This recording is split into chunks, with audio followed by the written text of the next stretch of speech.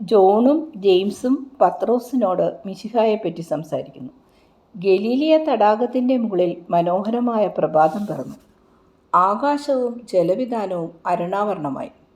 തടാകത്തിനടുത്തുള്ള ഗ്രാമത്തിലെ തോട്ടങ്ങളിൽ ഫലവൃക്ഷങ്ങൾ പടർന്നു പന്തലിച്ചു നിൽക്കുന്നു.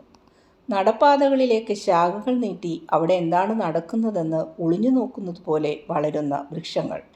ഈ തോട്ടങ്ങളുടെ ചുറ്റുമുള്ള മതിലുകളിൽ പ്രഭാത സൂര്യൻ്റെ കിരണങ്ങൾ വീഴുന്നുണ്ട്.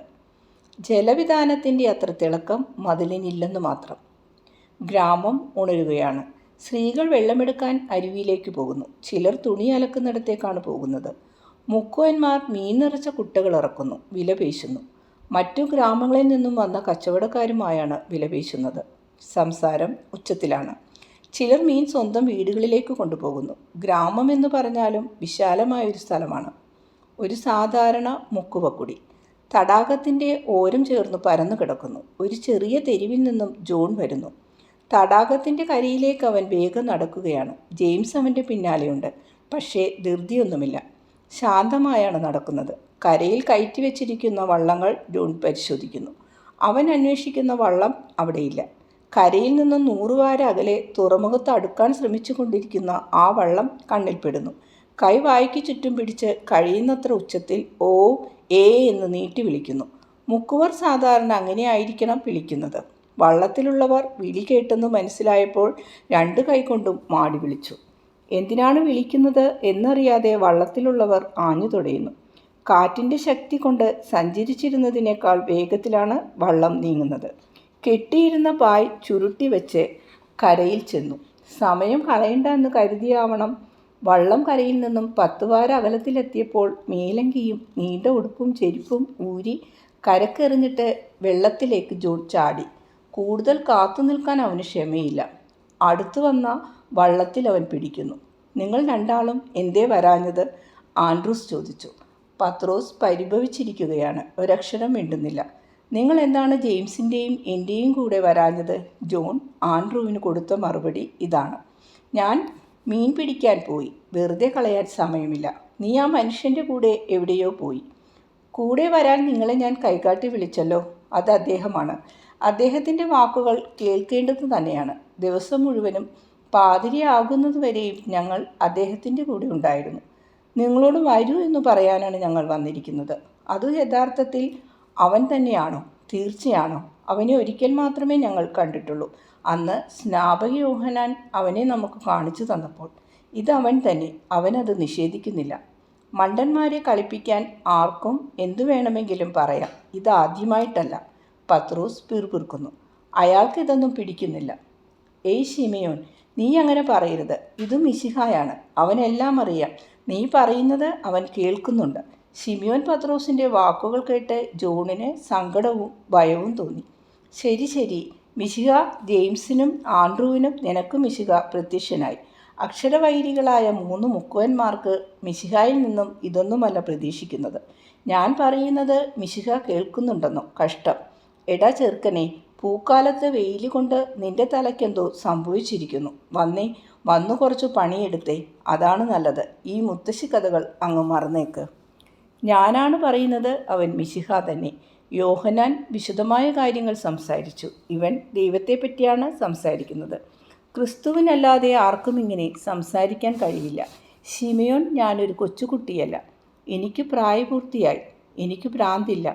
ആലോചിച്ചാണ് ഞാൻ സംസാരിക്കുന്നത്. നിനക്കും അതറിയാം. ഞാൻ അധികം സംസാരിച്ചില്ല. ദൈവത്തിൻ്റെ കുഞ്ഞാടിനോടുകൂടി മണിക്കൂറുകൾ ഞാൻ ചെലവഴിച്ചു. അവൻ പറഞ്ഞതെല്ലാം ഞാൻ ശ്രദ്ധിച്ചു കേട്ടു. ഞാൻ തറപ്പിച്ചു പറയുന്നു, അവൻ മിശിഹ തന്നെയാണ്. നീ എന്തുകൊണ്ട് വിശ്വസിക്കുന്നില്ല?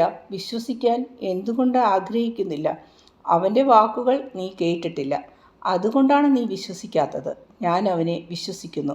നമ്മൾ ദരിദ്രരും അറിവില്ലാത്തവരുമാണ്, അല്ലേ? സ്വർഗരാജ്യത്തെപ്പറ്റിയും സമാധാനത്തിൻ്റെ രാജ്യത്തെപ്പറ്റിയും പാവങ്ങളോടും എളിയവരോടും നിസ്സാരന്മാരോടും സംസാരിക്കാനാണ് താൻ വന്നിരിക്കുന്നത് എന്നവൻ പറയുന്നു. പ്രതാപത്തിലിരിക്കുന്ന വലിയ ആളുകളേക്കാൾ അവന് നമ്മെപ്പോലെ ഉള്ളവരോടാണ് താല്പര്യം. അവൻ പറഞ്ഞു, വലിയവർക്ക് അവരുടേതായ സന്തോഷങ്ങളുണ്ട്. നിങ്ങൾക്ക് ഞാൻ നൽകാൻ പോകുന്ന സന്തോഷവുമായി തട്ടിച്ചു നോക്കുമ്പോൾ അവരുടേത് അസൂയാവഹമായ സന്തോഷമൊന്നുമല്ല. വലിയ ആളുകൾക്ക് അവരുടെ സംസ്കാരത്തിലൂടെ കാര്യങ്ങൾ മനസ്സിലാക്കാൻ കഴിയും. ഞാൻ വന്നിരിക്കുന്നത് ഇസ്രയേലിലും ഈ ലോകത്തെവിടെയുമുള്ള ചെറിയ മനുഷ്യരുടെ അടുത്തേക്കാണ്, കരയുകയും ആശിക്കുകയും ചെയ്യുന്നവരുടെ അടുത്തേക്ക്, പ്രകാശം തേടുകയും യഥാർത്ഥ മന്നായ്ക്കു വേണ്ടി വിശക്കുകയും ചെയ്യുന്നവരുടെ അടുത്തേക്ക്. ഇങ്ങനെയുള്ള പാവങ്ങൾക്ക് പണ്ഡിതന്മാർ വെളിച്ചവും അപ്പവും കൊടുക്കുന്നില്ല. ഭാരിച്ച ചുമടും ഇരുട്ടും ചങ്ങലയും പരിഹാസവുമാണ് അവർ പാവങ്ങൾക്ക് കൊടുക്കുന്നത്. ഞാൻ പാവങ്ങളെ വിളിക്കുന്നു. ഈ ലോകത്തെ കീഴ്മേൽ മറിക്കാനാണ് ഞാൻ വന്നിരിക്കുന്നത്. ഇന്ന് മഹിമയേറിയതെന്നു മനുഷ്യർ കരുതുന്നതിനെ ഞാൻ നിസ്സാരമാക്കും. സത്യവും സമാധാനവും വേണമെന്നുള്ളവർ, നിത്യജീവൻ വേണമെന്നുള്ളവർ എൻ്റെ അടുത്ത് വരട്ടെ. അവൻ അങ്ങനെ പറഞ്ഞില്ലേ ജോൺ?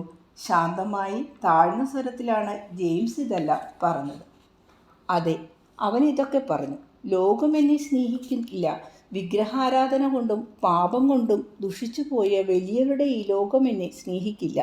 ഇരുട്ടിൻ്റെ സന്തതിയായ ഈ ലോകത്തിന് എന്നെ വേണ്ട. അത് വെളിച്ചത്തെ സ്നേഹിക്കുന്നില്ല. എന്നാൽ ഈ ഭൂമിയിൽ വലിയ ആളുകളുടെ ഈ ലോകം മാത്രമല്ല ഉള്ളത്. ഈ ലോകത്തിലാണെങ്കിലും ലോകത്തിൻ്റേതല്ലാത്ത ആളുകളുമുണ്ട്.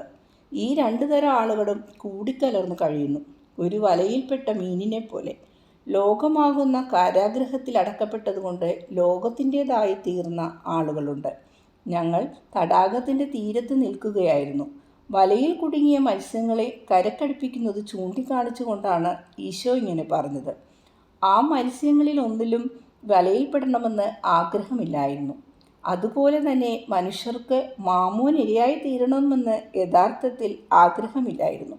ഏറ്റവും വലിയ ദുഷ്ടന്മാർക്ക് പോലും, അഹങ്കാരം കൊണ്ട് തിമിരം ബാധിച്ചവർക്ക് പോലും അവർ ചെയ്യുന്ന തെറ്റാണെന്നറിയാം. തെറ്റ് ചെയ്യാതിരുന്നാൽ കൊള്ളാമെന്നും ആഗ്രഹമുണ്ട്. അവരുടെ യഥാർത്ഥ പാപം അഹങ്കാരമാണ്. മറ്റു പാപങ്ങളെല്ലാം അഹങ്കാരത്തിൽ നിന്നും മുളയ്ക്കുന്നവയാണ്. ദുഷ്ടത പാരമ്യത്തിൽ എത്തിയിട്ടില്ലെങ്കിൽ മാമോൻ്റെ കയ്യിൽപ്പെടാൻ ആരും ആഗ്രഹിക്കില്ല. ഗൗരവമുള്ള കാര്യങ്ങൾ നിസ്സാരമായി എടുക്കുന്നതും ആദാമിൻ്റെ പാപത്തിൻ്റെ ഫലമായി അവർക്ക് തിന്മയിലേക്കുണ്ടാവുന്ന ചാച്ചിലും അവനെ മാമോൻ്റെ കയ്യിലെത്തിക്കുന്നു. ഞാൻ വന്നിരിക്കുന്നത് ആദാമിൻ്റെ പാപഫലം ഇല്ലാതാക്കാനാണ്. രക്ഷയുടെ സമയം കാത്തിരിക്കുന്നവർക്ക്, എന്നിൽ വിശ്വസിക്കുന്നവർക്ക് കെണികളിൽ നിന്നും രക്ഷപ്പെടാനുള്ള ശക്തി ഞാൻ നൽകും. ഈശോ ഇങ്ങനെയെല്ലാമാണ് പറഞ്ഞത്. അങ്ങനെയാണോ അവൻ പറഞ്ഞത്? അതാണെങ്കിൽ നമ്മളുടനെ അവൻ്റെ അടുത്ത് പോകണം എന്ന് എടുത്തുചാട്ടക്കാരനായ പത്രോസ് പറഞ്ഞു. അവൻ്റെ രീതി തികച്ചും സ്വാഭാവികമാണ്, എനിക്കേറെ ഇഷ്ടവുമാണ്. പെട്ടെന്ന് തീരുമാനമെടുത്ത് അതനുസരിച്ച് വേണ്ടത് ചെയ്തു തുടങ്ങി. ഇതിനകം കരക്കെടുത്തു കഴിഞ്ഞ വെള്ളത്തിൽ നിന്നും മീൻ ഇറക്കാൻ എല്ലാവരും ഉത്സാഹിക്കുകയാണ്. മീൻപിടുത്തക്കാർ വള്ളം കരയിലേക്ക് വലിച്ചു കയറ്റിക്കൊണ്ടിരിക്കുന്നു. വലയും കയറും പായും ഇറക്കുകയാണ്. ആൻഡ്രൂ, നീ എന്തേ ഇവരുടെ കൂടെ ഈശോയുടെ അടുത്ത് പോകാതിരുന്നത്? നീ ഒരു മടയൻ തന്നെ എന്നായി പത്രോസ്. അതെന്താ ശിമിയോൻ, നീ ഇപ്പോൾ ഇങ്ങനെ പറയുന്നത്? ജോണിനെയും ജെയിംസിനെയും കൂടെ വരാൻ നിർബന്ധിക്കാഞ്ഞതിന് നീ എന്നെ കുറ്റപ്പെടുത്തി. രാത്രി മുഴുവൻ ഇത് പറഞ്ഞ് പിറുപിറുത്തു. ഇപ്പോൾ നീ മറുകണ്ഠം ചാടുകയാണല്ലോ. നീ പറയുന്നത് നേരാണ്, പക്ഷേ ഞാൻ അവനെ കണ്ടില്ലല്ലോ. നീ കണ്ടു. അവൻ നമ്മളെപ്പോലെ ഒരാളല്ല എന്ന് കണ്ടപ്പോൾ നിനക്ക് മനസ്സിലായിരിക്കണം. മനുഷ്യരെ തന്നിലേക്ക് ആകർഷിക്കുന്ന എന്തെങ്കിലും അവനുണ്ടായിരിക്കണം. അതിന് സംശയമൊന്നുമില്ല. അവൻ്റെ മുഖം, ആ കണ്ണുകൾ, എത്ര സുന്ദരമായ കണ്ണുകൾ! നീ ഓർക്കുന്നില്ലേ ജെയിംസേ, ഇത് പറയുന്നത് ജോണാണ്. ആ സ്വരം എന്തൊരു സ്വരം! അവൻ സംസാരിക്കുമ്പോൾ നമ്മൾ സ്വർഗം സ്വപ്നം കാണുകയാണെന്ന് തോന്നും. വേഗമാകട്ടെ, വേഗം, നമുക്ക് അവനെ പോയി കാണാം. നിങ്ങൾ മറ്റുള്ള മുക്കുവർ ഇതെല്ലാം കൊണ്ടുപോയി സെബദിയെ ഏൽപ്പിക്കണം. എന്താണ് ചെയ്യേണ്ടത് എന്ന് വെച്ചാൽ ചെയ്യാൻ പറയണം. വൈകുന്നേരം മീൻ പിടിക്കാൻ പോകാറാവുമ്പോഴേക്കും ഞങ്ങൾ തിരിച്ചെത്തും, പത്രോസ് പറഞ്ഞു. അവരെല്ലാം വസ്ത്രം മാറി യാത്ര പുറപ്പെട്ടു. ഏതാനും അടി നടന്നപ്പോൾ പത്രോസ് ജോണിനെ പിടിച്ചു നിർത്തി ചോദിച്ചു, അവന് എല്ലാം അറിയാം, അവനെല്ലാം കേൾക്കുന്നു എന്നല്ലേ നീ പറഞ്ഞത്? അതെ. ആകാശത്തിൽ ചന്ദ്രൻ ഉദിച്ചുയർന്നു നിൽക്കുന്നത് കണ്ടപ്പോൾ ഞാൻ പറഞ്ഞു, ഇപ്പോൾ ശിമിയോൻ എന്തെടുക്കുകയാണാവോ? അപ്പോൾ ഈശോ പറഞ്ഞു, ശിമിയോൻ വല വീശുകയാണ്. അവൻ്റെ മനസ്സിന് സമാധാനമില്ല, കാരണം നീ കൂടി വള്ളത്തിലില്ലാത്തത് കൊണ്ട് എല്ലാം അവൻ തനിയെ ചെയ്യണം. 4 മീൻ പിടിക്കാൻ പറ്റിയ നല്ലൊരു ദിവസം അന്ന് നീ ചെല്ലാത്തതാണ് ശിമിയോനെ ചുണ്ടി പിടിപ്പിക്കുന്നത്. ഏറെ താമസിയാതെ വേറെ വലകൾ കൊണ്ട് വേറൊരു തരം മീനിനെ അവൻ പിടിച്ചു തുടങ്ങും എന്ന് അവൻ അറിയുന്നില്ല. എൻ്റെ കർത്താവേ, അത് നേരാണ്. ഞാൻ പറഞ്ഞ മറ്റു പലതും അവൻ കേട്ടിരിക്കും. നുണ പറയുന്നവൻ എന്ന് അവനെ പച്ചക്ക് വിളിച്ചില്ല എന്ന് മാത്രം. വേണ്ട, ഞാൻ അവൻ്റെ അടുത്തേക്ക് വരുന്നില്ല. സാരമില്ല, ഈശോ നല്ലവനാണ്. നിന്റെ മനസ്സിലെ വിചാരങ്ങൾ ഈശോയ്ക്ക് അറിയാം. നേരത്തെ തന്നെ അറിയാമായിരുന്നു. നിന്റെ അടുത്തേക്കാണ് പോകുന്നത് എന്ന് പറഞ്ഞു ഞങ്ങൾ യാത്ര ചോദിച്ചപ്പോൾ ഈശോ പറഞ്ഞു, പൊയ്ക്കൊള്ളൂ. പത്രോസ് ആദ്യം പറയുന്ന കുത്തുവാക്കുകൾ കേട്ട് വിഷമിക്കേണ്ട. ലോകത്തിൻ്റെ പരിഹാസവും ബന്ധുക്കളുണ്ടാക്കുന്ന തടസ്സങ്ങളും നേരിടാൻ തയ്യാറായി വേണം എൻ്റെ അനുയായികൾ എൻ്റെ കൂടെ വരാൻ. എനിക്ക് രക്തബന്ധങ്ങളില്ല, സാമൂഹിക ബന്ധങ്ങളില്ല. ഞാൻ അവയെ കീഴടക്കി കഴിഞ്ഞു. എൻ്റെ കൂടെ നിൽക്കുന്നവനും ഇവയെ കീഴടക്കും. ഈശോ ഒരു കാര്യം കൂടി പറഞ്ഞു, കാര്യങ്ങൾ തുറന്നു പറയാൻ ഭയപ്പെടേണ്ട. എല്ലാം കേട്ടിട്ട് അവനിങ്ങ് വരും. അവൻ നല്ലത് ചെയ്യണമെന്ന് ആഗ്രഹിക്കുന്നവനാണ്, ആത്മാർത്ഥതയുള്ളവനാണ്. ഈശോ അങ്ങനെ പറഞ്ഞു. എന്നാൽ ഞാൻ വരുന്നുണ്ട്. അവനെപ്പറ്റി അറിയാവുന്നതൊക്കെ പറയൂ. പറഞ്ഞും കേട്ടും വഴി നടക്കാം. ഈശോ എവിടെയാണ് താമസിക്കുന്നത്? ഒരു കുടിലിലാണ്. അതും ഈശോയുടെ ബന്ധുക്കളുടേതാകണം. അവൻ പാവപ്പെട്ടവനാണോ? നസ്രസിൽ നിന്നും വന്ന ഒരു ആശാരിപ്പണിക്കാരൻ. ഈശോ സ്വയം പരിചയപ്പെടുത്തിയത് അങ്ങനെയാണ്. അവനിപ്പോൾ പണിയൊന്നും എടുക്കുന്നില്ലെങ്കിൽ ഇങ്ങനെ ചെലവ് കഴിയുന്നു? അത് ഞങ്ങൾ ചോദിച്ചില്ല. ഒരുപക്ഷെ അവൻ്റെ ബന്ധുക്കൾ സഹായിക്കുന്നുണ്ടാകും. നമ്മൾ കുറച്ച് മീനും റൊട്ടിയും പഴവും കൊണ്ടുപോകേണ്ടതായിരുന്നു. എന്തെങ്കിലും കൊണ്ടുപോകേണ്ടതായിരുന്നു. നമ്മളൊരു ഗുരുവിനെ കാണാൻ പോവുകയല്ലേ. അവനൊരു റബ്ബിയെ പോലെയാണ്, റബ്ബിയേക്കാൾ വലിയവനാണ്. എന്നിട്ട് നാം വെറും കൈയോടെ ചെല്ലുന്നു. നമ്മുടെ റബ്ബിമാർക്ക് അത് ഇഷ്ടപ്പെടില്ല. പക്ഷേ ഈശോയ്ക്ക് ഇഷ്ടമാണ്. എൻ്റെയും ജെയിംസിൻ്റെയും കയ്യിലാകെ 20 കാശേ ഉണ്ടായിരുന്നുള്ളൂ. റബ്ബിമാർക്ക് സാധാരണ സമ്മാനിക്കുന്ന രീതിയിൽ ഇത് ഞങ്ങൾ കൊടുത്തു. എന്നാൽ ഈശോ അത് വേണ്ടെന്ന് പറഞ്ഞു. ഞങ്ങൾ നിർബന്ധിച്ചപ്പോൾ പറഞ്ഞു, സാധുക്കളുടെ അനുഗ്രഹങ്ങൾ ദൈവം നിങ്ങൾക്ക് സമ്മാനമായി നൽകട്ടെ. എൻ്റെ കൂടെ വരൂ. ഈ കാശെടുത്ത് ഈശോ കുറേ പാവപ്പെട്ടവർക്കും വീതിച്ചു കൊടുത്തു. പാവങ്ങൾ താമസിക്കുന്നത് എവിടെയാണെന്ന് ഈശോയ്ക്ക് അറിയാമായിരുന്നു. ഗുരു, അങ്ങേക്കായി ഒന്നും മാറ്റിവെക്കുന്നില്ലേ എന്ന് ഞങ്ങൾ ചോദിച്ചു. ദൈവഹിതം നിറവേറ്റുന്നതിലുള്ള ആനന്ദം, ദൈവത്തെ മഹത്വപ്പെടുത്തുന്നതിനുള്ള സന്തോഷം എന്നാണ് ഈശോ മറുപടി പറഞ്ഞത്. ഗുരു, അങ്ങ് ഞങ്ങളെ വിളിക്കുകയാണ്. ഞങ്ങൾ സാധുക്കളാണ്.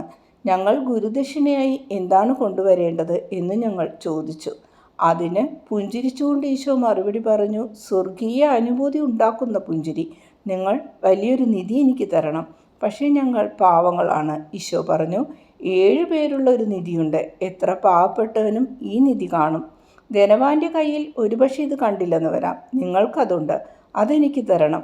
ആ നിധിയുടെ പേരുകൾ കേട്ടോളൂ: സ്നേഹം, വിശ്വാസം, സന്മനസ്, ഉദ്ദേശശുദ്ധി, ഇന്ദ്രിയ നിഗ്രഹം, ആത്മാർത്ഥത, പരിത്യാഗത്തിൻ്റെ അരൂപി.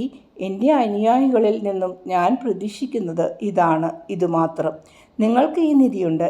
ശീതകാലത്ത് മഞ്ഞിനടിയിൽ മണ്ണിൽ ഉറങ്ങിക്കിടക്കുന്ന ഒരു വിത്ത് പോലെ നിശ്ചലമായി കിടക്കുകയാണത്. വസന്തം വരുമ്പോൾ സൂര്യൻ വീണ്ടും തെളിയുമ്പോൾ അത് പൊട്ടിമുളയ്ക്കും. 7 ശിഖരങ്ങളുള്ള ഒരു ചെടിയായി വളരും. ഈശോ പറഞ്ഞു. നമ്മുടെ യഥാർത്ഥ റബ്ബി ഇതാണ് എന്ന് എനിക്ക് തോന്നുന്നു. വാഗ്ദാനം ചെയ്യപ്പെട്ട മിശിഹ ഇവൻ തന്നെ. പാവങ്ങളെ ഭത്സിക്കുന്നില്ല, പണം ചോദിക്കുന്നില്ല. ദൈവത്തിൻ്റെ വിശുദ്ധ പുരുഷനെന്ന് ഇവനെ വിളിക്കാൻ ഇത്രയും മതി. നമുക്ക് പേടിക്കാതെ ഈശോയിൽ പോയി കാണാം.